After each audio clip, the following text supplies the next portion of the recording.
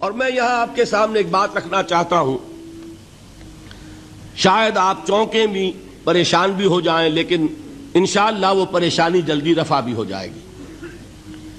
دیکھیے، ہمارے جو اسلاف ہیں، صحابہ کرام کے بعد ائمہ، یہ ہمارے اسلاف میں چوٹی میں ہیں۔ ان اسلاف میں، ان ائمہ میں دو بنیادی قسمیں ہیں، ایک محدثین اور ایک فقہاء۔ محدثین، ان کا کام کیا تھا؟ قرآن تو اللہ نے خود جمع کر دیا تھا، میں پہلے دن بیان کر چکا ہوں حضور کے سیرہ مبارک میں۔ حضور نے صحابہ کو اسی ترتیب سے قرآن پڑھا دیا اور سینکڑوں صحابہ نے یاد کر لیا۔ پھر جو کمی اگر رہ گئی تھی، کتابی شکل میں حضرت ابو بکر لے آئے۔ پھر اگر اس میں کوئی فرق پڑ رہا تھا پڑھنے کے انداز میں، تو ایک کتابت کے اوپر جمع کر دیا حضرت عثمان نے۔ بات ختم ہو گئی۔ خلافت راشدہ میں قرآن کا معاملہ تو محفوظیت کی آخری درجے کو پہنچ گیا۔ اب اصل مرحلہ کیا تھا؟ حضور کے اقوال مبارک کو جمع کرنا، ان کو بھی تو سمیٹنا ہے نا۔ صحابہ ہیں، منتشر ہو گئے ہیں، کوئی صحابی کوفے چلے گئے، کوئی صحابی دمشق چلے گئے، کوئی کہیں چلے گئے، کوئی کہیں چلے گئے۔ میزبان رسول جو ہے وہ دفن ہے قسطنطنیہ کی فصیل کے باہر، حضرت ابو ایوب انصاری رضی اللہ تعالی عنہ۔ اب ان سب کے پاس، کسی کے پاس اتنی احادیث، کسی کے پاس اتنی احادیث، ان کو جمع کرنے کا کام، پھر چھان پھٹک کرنے کا کام، پھر مرتب کرنے کا کام، یہ کس نے کیا؟ محدثین کرام نے۔ بہت بڑے محسن ہیں اس امت کے محدثین کرام، پوری زندگیاں کھپائیں۔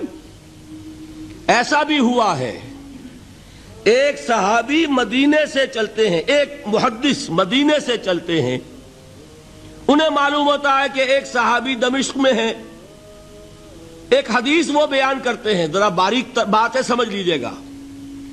ان کو وہ حدیث معلوم تھی، لیکن وہ حدیث 3 راویوں کے راستے سے آ رہی تھی۔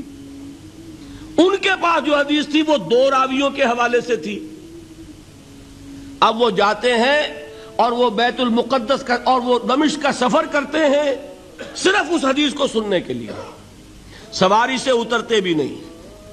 میں نے سنا ہے آپ حضور کی یہ حدیث بیان کرتے ہیں، جی ہاں، ذرا مجھے سنا دیجئے۔ سنا دیا، ویسے ہی اپنے اونٹ کی جو ہے گردن موڑ لی کہ واپس، بھائی اترو، ٹھہرو، قیام کرو۔ نہیں، میں صرف ایک حدیث رسول تم سے سننے کے لیے آیا تھا، میں اپنے اس سفر میں کوئی اور مقصد جمع نہیں کرنا چاہتا۔ یہ کام کیا محدثین نے۔ بہرحال میں اس وقت جمع و تدوین حدیث کے موضوع پر میری گفتگو نہیں ہے، لیکن چونکہ ہمارے اس جدید دور کے فتنوں میں ایک فتنہ ہے انکار حدیث کا۔ لوگ سمجھتے ہیں جیسے کہ ڈرائنگ رومز میں بیٹھے ہوئے آرام سے کتابیں پڑھتے ہیں، شاید ایسے ہی محدثین کا کام تھا۔ انہوں نے جس طرح زندگیاں لگائی ہیں اور جس طریقے سے حدیث کو جمع کرنے کے لیے مشقتیں جھیلی ہیں، اس کا آج ہم تصور نہیں کر سکتے۔ اچھا، وہ تو محدثین کرام ہیں، ان میں بھی اب ایک کا نام نوٹ کر لیجئے، چوٹی پہ کون ہے؟ امام بخاری، امام مسلم، امام ترمذی، امام احمد ابن حنبل، امام ابن ماجہ، امام ابو داؤد، سب ہیں، لیکن چوٹی پر رئیس المحدثین کون ہے؟ امام بخاری۔ اچھا، اب تیسرا طبقہ ہے ہمارے ہاں، دوسرا، وہ ہے فقہاء۔ قرآن بھی جمع ہو گیا، حدیث بھی آ گئی، اب اس سے احکام نکالنے بھی تو ہے نا، استدلال کرنا ہے، حدیثوں کو جوڑنا ہے، قرآن کے ساتھ ان کا ربط تلاش کرنا ہے، اور پھر کوئی حکم تلاش کرنا ہے، اجتہاد کرنا ہے۔ یہ کام جنہوں نے کیا انہیں ہم کیا کہتے ہیں؟ فقہاء کرام۔ اور ان میں بہرحال جو لوگ یہاں جمع ہیں، مجھے یقین ہے کہ وہ اس بات کو تسلیم کرتے ہوں گے کہ ان میں چوٹی پر ہیں امام ابو حنیفہ رحمۃ اللہ علیہ، امام اعظم۔ ٹھیک ہے، کسی کی رائے ذرا مختلف بھی ہو سکتی ہے، کوئی شافعی مسلک کا ہے تو امام شافعی کو بہرحال وہ اونچا درجہ دے گا، مالکی مسلک کا ہے تو امام مالک سے اسے زیادہ نسبت ہے۔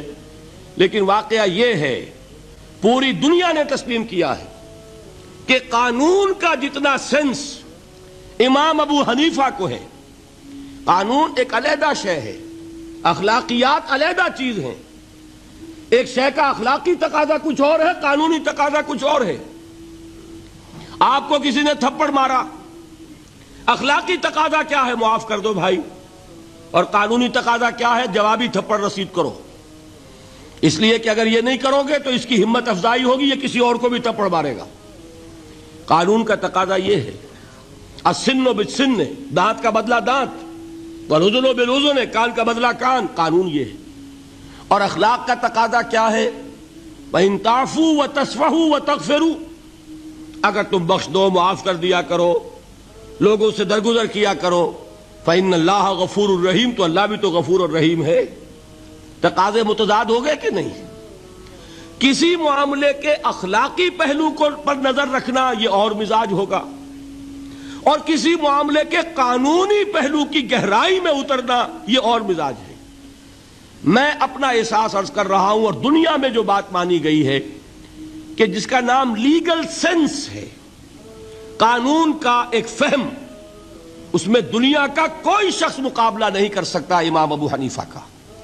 آپ صحابہ کو ان سے مستثنیٰ کر دیجئے، ظاہر بات ہے انبیاء اور رسولوں کا معاملہ نہیں ہے، تو باقی انسانی نوع انسانی کے اندر امام ابو حنیفہ کا پلے کا کوئی شخص، ان کے برابر کا کوئی شخص قانون کا فہم رکھنے والا آج تک پیدا نہیں۔ تو سید الفقہاء کون ہوئے؟ امام ابو حنیفہ۔ اور رئیس المحدثین کون ہے؟ امام بخاری۔ یہ ساری جو میں نے اس وقت آپ کو تمہید بیان کی، وہ اس مسئلے کے لیے پریشان کن مسئلہ یہ ہے کہ امام ابو حنیفہ کی طرف یہ بات منسوب ہے کہ وہ یہ فرماتے ہیں الایمان قول، ایمان نام ہے صرف قول کا، عمل اس میں زیر بحث نہیں آتا۔ ولا یزید ولا ینقص، وہ ایمان نہ گھٹتا ہے نہ بڑھتا ہے۔ ایک سٹیٹمنٹ سمجھ میں آ گیا نا؟ اب دوسرا سٹیٹمنٹ سنیے، وہ ہے امام بخاری کا، رئیس المحدثین کا، الایمان قول وعمل، ایمان نام ہے قول اور عمل کے مجموعے کا، قول اور عمل دونوں چیزیں ایمان میں شامل۔ وَيَزِيدُ وَيَنْقُصُ، وہ گھٹتا بھی ہے بڑھتا بھی ہے۔ ایک مسلمان کو پریشان ہو جانا چاہیے کہ نہیں؟ ایمان جیسی بنیادی بات، سارا قصر تو یہیں سے تعمیر ہونا ہے، جڑ بنیاد ایمان ہے۔ ایمان کے بارے میں کوئی 14ویں صدی کے 15ویں صدی ہجری کے کوئی علماء ہوں، بڑے سے بڑے ہوں، ان کا اختلاف ہو جائے تو تشویش نہیں ہوگی۔ یہ کن کے درمیان اختلاف ہو رہا ہے؟ رئیس المحدثین امام بخاری اور سید الفقہاء امام ابو حنیفہ۔ اور کتنا بنیادی اختلاف، بظاہر متضاد باتیں، بظاہر کہہ رہا ہوں میں نے کہا تھا مجھے پہلے آپ کو پریشان کرنا ہے، پھر تاکہ آپ کی سمجھ میں بات آئے یہ پریشانی رفع کیسے ہوتی ہے، اسی سے علم میں اضافہ ہوتا ہے۔ بات جو ہے وہ گہرائی کے ساتھ سمجھ میں آتی ہے کہ مسئلہ پہلے سامنے ہو۔ مسئلے کی اہمیت سامنے نہیں ہوگی تو آپ توجہ اتنی نہیں کریں گے۔ تو دیکھیے تضاد کتنا ہے، بعد المشرقین جسے کہتے ہیں ہم اپنے محاورے میں، کہ ایک مشرق کی بات ہے تو دوسری مغرب کی ہے۔ الایمان قول، نہیں، الایمان قول وعمل، تضاد ہے نا۔ لا یزید ولا ینقص، نہیں، یزید وینقص۔ تو یہ تو معلوم ہوتا ہے کہ بہت زبردست اختلاف ہے جو حل نہیں ہو سکے گا۔ اللہ تعالیٰ کا شکر ادا کرتا ہوں، اس نے اس کا حل سمجھایا۔ اور کیسا سمجھایا؟ میں پورے انشراح صدر کے ساتھ کہہ رہا ہوں، اس میں کوئی تصنع نہیں، کوئی تکلف نہیں۔ میرے نزدیک دونوں باتیں 100% درست ہیں۔ یہ نہیں کہ 50% یہ درست 50% وہ درست، نہیں، یہ بھی 100% درست، یہ بھی 100% درست۔ فرق کیا ہے؟ محل مختلف ہے۔ امام ابو حنیفہ قانونی ایمان کی بات کر رہے ہیں اور امام بخاری حقیقی ایمان کی بات کر رہے ہیں۔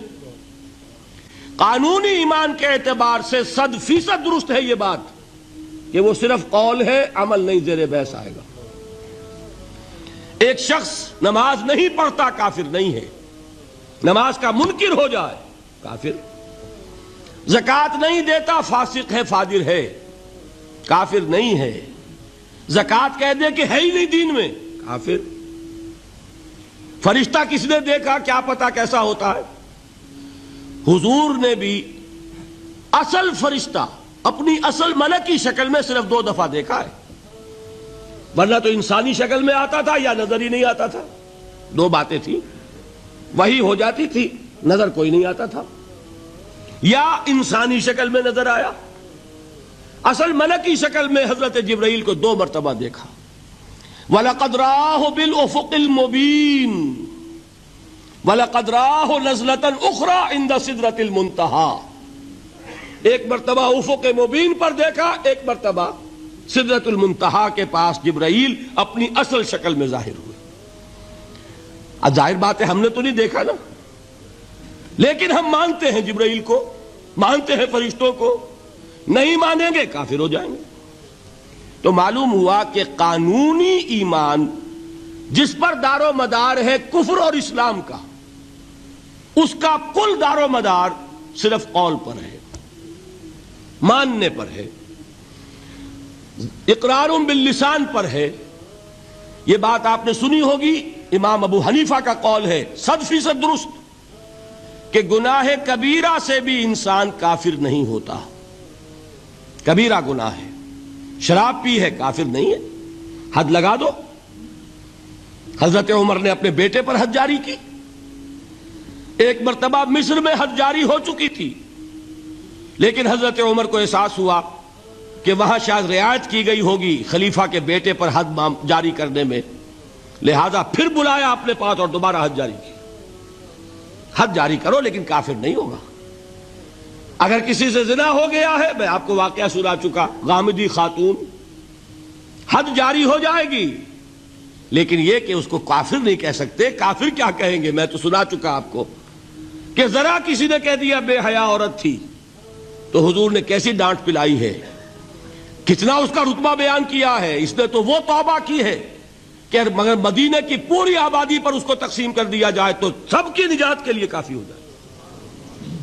معلوم ہوا تکفیر اور ہے اور کسی کا فاسق و فاجر ہونا اور ہے، اس میں حد فاصل انسان کا اقرار ہے۔